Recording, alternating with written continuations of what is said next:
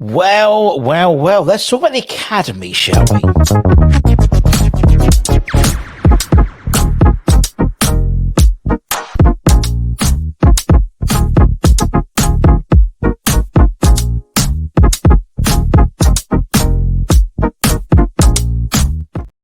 Yes, everybody, Russ on the West Ham Network. Hope you're safe and well. So every week we do a specific show just about the academy. Usually it's on a Monday, but obviously we were playing Brentford at the time, so that's why it's on the Tuesday now. Back to normal next week. And anyone who's new to this sort of concept, what we do, it just takes time out just to concentrate on the academy, on the 18s and 21s, in terms of games we've played, players out on loan in terms of the academy players. And that's it. Any breaking news to do with the academy? No breaking news this week, but plenty of action, both on loan and in the under 18s and the 21s, and a relatively successful weekend. It's usually the under 21s win and the 18s lose, or vice versa. We did all right this week. We've done all right this week. So let's crack on. What we try and do is we concentrate on the loanees first, and then we talk about the games played within the academy after that. So if we crack on, not that one, not that one. That's the one I wanted. So in terms of our guys out on loan, not a great week all round for our loan signings. In all honesty, our loan out, academy players out on loan. To be fair, start with Callum. Callum was an unused substitute on as West Brom drew 1-1 away to Hull City. West Brom were fifth, Hull was sixth. He was an unused substitute. Yeah, he hasn't. I mean, he had half an hour last week. He sort of started. He had some games. It's always like one week he plays, 1 week he don't play, which isn't ideal. But hey ho. I did mention that when he went to West Brom. I don't think he's gonna get loads of minutes, to be honest. Particularly so close to going for the season in terms of they're still progressing in the playoffs.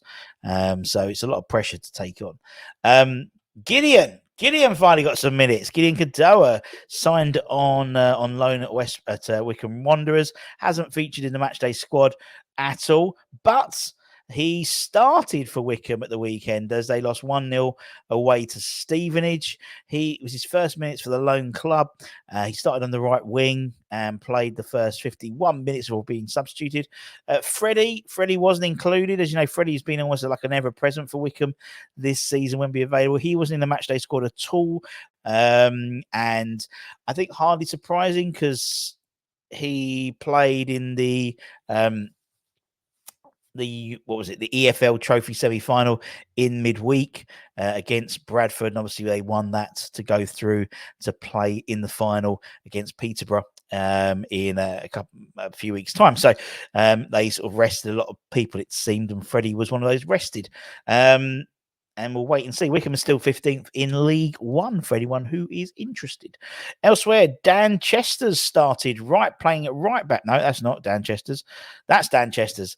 Dan Chester started right back for Salford City as they lost 5-1 away to Mansfield in League Two. He's played the first 69 minutes before being substituted. Salford were down to 10 men after about 70 minutes. Not a great day for Dan, really, but great that he started. Right back, I think that's his. Obviously, he was a right winger. Potsy converted him to more of a right wing back, and I think that's definitely his future position because obviously he has that sort of progression in terms of being a winger going forward, but still learning the defensive duties. And I think he could come back in and really sort of make a difference in terms of options at right back. In all honesty, he's a very modern day right back in terms of being a converted winger. But we'll keep an eye on him going forward. Elsewhere, let's get Kian back. There we go. Gianforson started for Dagenham and Redbridge as the Daggers lost at home 1-0 to Halifax. He started up front alongside Freddie Sears. He was substituted on the 61st minute mark. But again, another start for Kian, which is great to see. And then finally, Christian Heggy, unfortunately, he was in goal, but they lost 2-0, and Den Bosch lost 2-0 to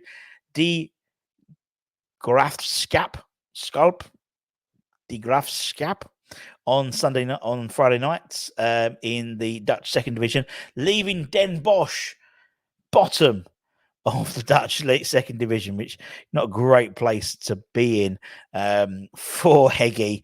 Obviously, we do the the first team loan signings. We talk about them in Hammer's headlines, and we'll probably do that later on today. So keep an eye on that. But not a great week for our loan signings, in all honesty, to be perfectly fair. But good for some of them to get minutes, and particularly Gideon as well, because obviously he hasn't had any minutes at all. So it's great for him to finally get some minutes. Elsewhere, let's talk about the 21s, shall we? They played on Friday night in the Premier League. What's it called? Is it Premier League Invitational or International? I want to get it right. Got to get it right. I think it's the International. The Premier League International Cup. And they played Brighton Hove Albion at Rush Green on Friday night. They won 2-1 after extra time, and they put their place in the semi-finals of that competition. Obviously, we needed extra time to get the winner. Lewis Orford's late header, great. If you haven't seen it, it's a great goal. He starts the move and then sort of just into our half, and then carries on running and nods it in. Great goal. Yeah, it was great. So it was a really good game, actually. Really good game. Joseph Anang was in goal for the under-21s. Brighton went one up after a few minutes. Ollie Scars, free kick, fantastic free kick, curled into the bottom corner with a neat swish of his left foot, and that went into extra time with both sides. Both sides threatening to get the winner, but we got the winner. And Orford, great header. We could have got even further, to be honest. Scars had another shot. Cam Schweier had another shot as well. Great to see. Great to see, and just shows some great resilience now. In terms of the next round, I don't think that's been confirmed just yet. I'm just looking for. I don't think so. But in terms of the next up for the under-21s, they travel to Blackburn Rovers on Saturday. Kick off 1 p.m. at the Lancaster FA County Ground. So we're looking to get some. Another win under our belts for the 21s and Steve Potts' side. Elsewhere, the 18s, they won as well. Way a brace from Josh Ajala again. He's been banging them in for the 18s this season. He's doing really well. They remain top of the Premier League South Division after a 2-1 victory over Southampton on Saturday lunchtime at Rush Green. Southampton, a very good academy side. Very, very good indeed. Josh Ajala scored a first half brace to set an 11th league win of the season in motion as West Ham moved 3 points clear of second place Spurs with victory. As I said, Josh is playing very well at the moment. He's on a bit of a rich vein of form. Could have been more. Who's it? Amika hit the crossbar. And to be honest, they were good value for a 2-0, particularly at half time. Southampton then pulled one back, and it's a little bit of a nervy time. And as I said, we could have probably. Josh could have got a hat trick, really. Great ball through from Ryan Bartram. And yeah, it was a welcome victory, having lost 5-2 to West Brom last week, which was a bit of a shock, really, in all honesty.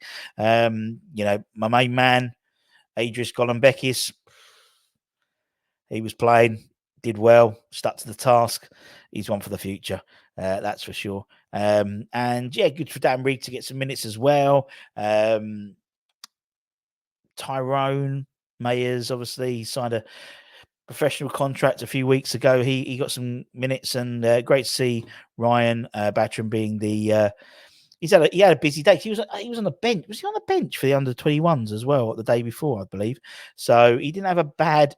Was he on the bench as well? I think he was on the bench. Was he on the bench? No, he came on. Jesus, fair play to Ryan. Ryan came on, played the last 20 minutes of the game on Friday, and then started on the Saturday. That's commitment. Well done, Ryan. Well done, Ryan's son. And great to see. And that's it. That is your academy news. As I said, we'll be brings that every week to give you an update, keep you updated with everything in terms of the academy. We're bringing on some of the academy coaches soon as well, like some Mark Phillips, Kenny, people like that, to get their views of the academy, because, you know, it needs greater prominence, I think, in terms of just exposure. And it's great to see a lot, particularly on 21 games. A lot of them now are on YouTube, and that's brilliant. And yeah, through to the semi-finals of another cup.